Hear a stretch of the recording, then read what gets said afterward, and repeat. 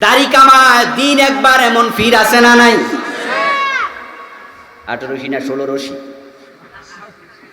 পীর সাহেবের মুখে দাঁড়িয়ে আসেনি? জাস্ট আমি উদাহরণ দিলাম। উনার সাথে আমার ব্যক্তিগত কোনো দুশ্মনী নেই। উনার মুরিদ এই মাহফিলও থাকতে পারেন, কেউ মনে কষ্ট নিয়েন না। জাস্ট আমি আপনাকে বুঝালাম, আপনার পীর দাড়ি কামায় দিন একবার। ওই পীরের কাছে আপনি কেন গেছেন? নিশ্চয় আপনার মনে হয় যে এই পীরের কাছে গেলে জান্নাত পাওয়া যাবে। যে পীর ল্যাংটা থাকে তার কাছেও জান্নাতের জন্য মানুষ যায়। 5 ওয়াক্ত নামাজের 1 ওয়াক্ত নামাজ পড়ে না এমন পীর বাংলাদেশে আছে কিনা? ওর মুরিদ আছে না নাই? ওরাও জান্নাত খোঁজে। জিজ্ঞাসা করলে কি কয়? আরে মিয়া, কপালে যাদের জান্নাত লিখা হয়ে যায় তাদের নামাজ রোজার লাগে না। কয় নামাজের মতো নামাজ একবার পড়লে চলে। আমার বন্ধু জান্নাত সবাই চায়, পীরের কাছে দৌড়াচ্ছে জান্নাত পাওয়ার জন্য। এবার আপনি বলবেন যে আমার পীর হক্কানি, আমিও তো পীরের কাছে গেছি হক্কানি পীর জান্নাত পাওয়ার জন্য। আমি আপনাকে বলতে চাই, পীরের কাছে যাওয়াটা বেশি জরুরি ছিল না কোরআন হাদিসের কাছে যাওয়া বেশি জরুরি ছিল? তা আপনি বেশি জরুরিটা বাদ দিয়া উল্টা গেলেন কেন? অবস্থা এত খারাপ হয়ে গেছে, বাংলাদেশে যে কয়জন পীর আছে, এমন পীরও আছে যেই পীরের মুরিদ মাত্র একজন। আবার এমন পীরও আছে যেই পীরের মুরিদ লাখ লাখ জন। আমাদের মানিকগঞ্জ জেলা আছে, নাম শুনছেন? ওখানে এমন পীর আছে যে পীরের মুরিদ শুধুমাত্র তার বউ। বাড়িতে বাড়িতে পীর, ঘরে ঘরে পীর। তো যদি এক বাড়িতে 3-4 জন পীর থাকে, মুরিদ পাইব কই? কথা বোঝেন নাই? আমি একবার এক মাহফিলে গেলাম 8 থেকে 10 বছর আগে মানিকগঞ্জে। ওখানে মাহফিলে গিয়ে ওয়াজ করতে উঠে তো আমি হতাশ। স্টেজটা আরো বড় ছিল, স্টেজে লোক ছিল যে কয়জন, আমার কাছে মনে হচ্ছিল নিচে এসে আরো কম। তো মাহফিল শেষে আমি একটু মন খারাপ করে বললাম যে আজকে দিনটাই শুধুমাত্র নষ্ট করলেন, এখানে আমারে কেন আনলেন? আজকে রাতে যদি আমি 1000 লোকের কাছে মেসেজ দিতে পারতাম, 500 লোকের কাছে দিতাম, তাহলে তো বেশি ভালো হইতো। সে জায়গায় অল্প কিছু লোক আসলো। মাহফিল কমিটির একজন আমার জড়ায় ধরে কো, হুজুর আপনারও ছিলে এত লোক আছে, আমাদের মাহফিলে এত লোক হয় না। তা আমি ভাবলাম উনি মনে হয় নাকি তিরস্কার করতেছে বা ঠাট্টা করছে। পরে আমি সিরিয়াসলি বললাম, জাস্ট কি বলছেন আপনি এসব? বললো, হুজুর একবারে খোদার কসম এত লোক হয় না। লোক হইব কেমনে? সবাই তো ফি, মুরিদ তো নাই। প্রতি ঘরে ঘরে ফির, মুরিদ পাইব কই? 10 জন 20 জন 5 জন 30 জন। তারপরে এবার বলছে, হুজুর আমাদের ফিরের ঠেলা এত বেশি, মহিলা ফিরও আছে এবং মহিলা ফির আছে, তার মুরিদানও আছে, আপনিও চিনবেন। আমি বললাম, আমি তো মানিকগঞ্জ খুব একটা আসি না, চিনবো কেমনে? কোনারে চিনে না কেডা, ফাইটটা যায়।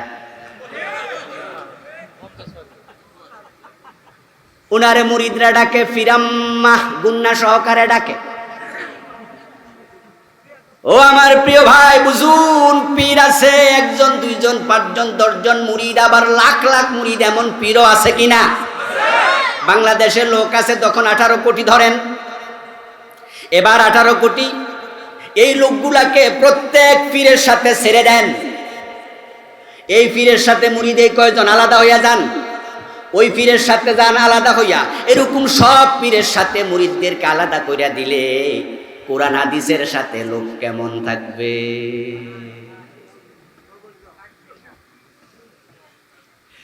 তখন দেখা যাবে যে ডাইরেক্ট কোরআন হাদিসের কাছে যাইতে লোকজন রাজি না। ওদেরকে কে বা কারা বুঝাইয়া দিছে পীরের মাধ্যমে না গেলে কোরআন হাদিস বুঝা যায় না। এটা ডাহা মিথ্যা কথা, কারণ কোরআনের মতো সহজ কোনো কিতাব আল্লাহর জমিনে একটাও নাই। ওয়ালাকাদ ইয়াসসারনাল কুরআনা লিযিকরি ফাহাল মিন মুদ্দাকির।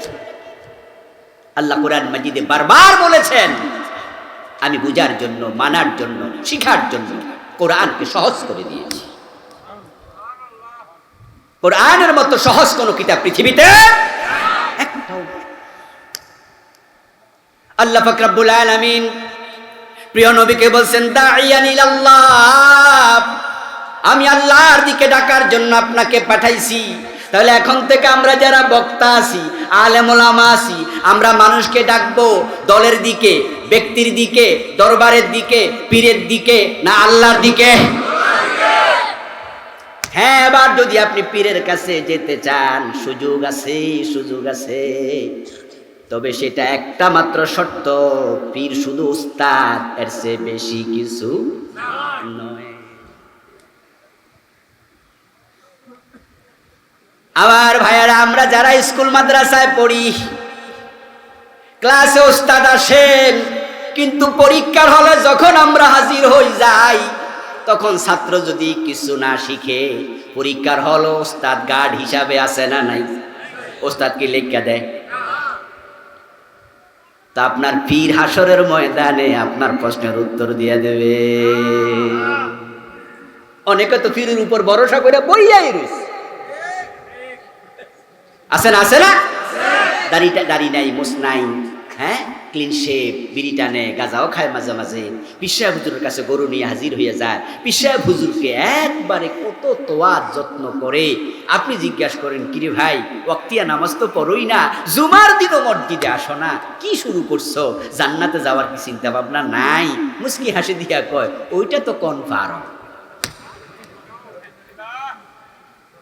প্রয়োজনে কান্দে, দোতরা লইয়া গানে গানে শোনাবে, আছেন আমার মুক্তার, আছেন আমার ব্যারিস্টার, শেষ বিচারের হাইকোর্টেতে তিনি আমায় করবেন পার, আমি পাপী তিনি জামিনদার। এরকম গান আসেনি? পীর সাহেবের উপরে ভরসা করে বসে আছে। এই জন্য পীরের দিকে মানুষ ডাকবেন না, কোন দলের দিকেও ডাকবেন না।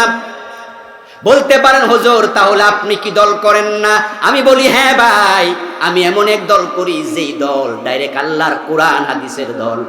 যদি সেখানে নেতার পূজা হয়, অথবা ওই দল কোরআন হাদিসের বাহিরে কথা বলে, ওই দলের কথা মানতে রাজি হব না।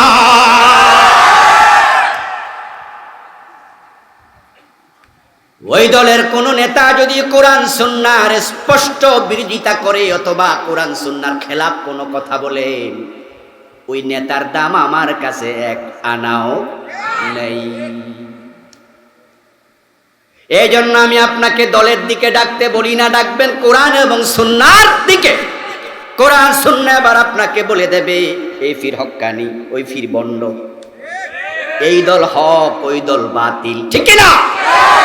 কোরআন সুন্নাহ আপনাকে বলবে। আপনি কোরআনের কাছে যান, হাদিসের কাছে যান।